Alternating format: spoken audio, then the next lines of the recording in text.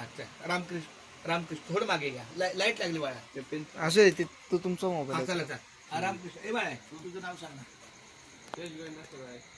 यश गोविंद सुरवाळे.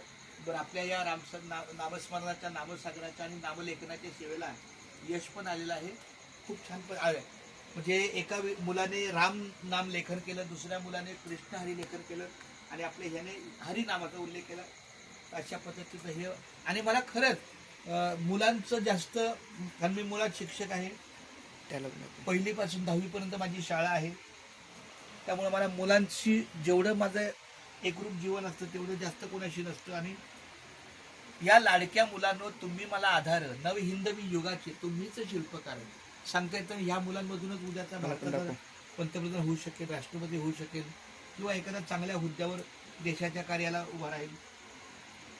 रामकृष्ण विठ्ठल केशव गोविंद माधवा, रामकृष्ण विठ्ठल केशव गोविंद माधवा, रामकृष्ण हरी विठ्ठल केशव गोविंद माधवा, रामकृष्ण हरी विठ्ठल केशव. इकडे पण घेतात छानपैकी. हे बघ मला पुरस्कार मिळाला दिंडीचा. हा दुबईचा पुरस्कार. ठीक आहे, दुबई मुंबई ते पंढरपूर दिंडी.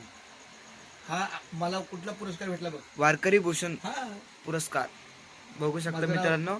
हा जवाब. हा दे कमेंट्स कर. हा. मित्रांनो चांगली कमेंट करा, रामकृष्ण हरी लिहा. रामकृष्ण हरी विठ्ठल केशव गोविंद माधवा, रामकृष्ण हरी विठ्ठल. आता तुम्ही मला सांगा मी कसं लिहत असेल इतकं. मला माझं सगळं लिखाण असतं.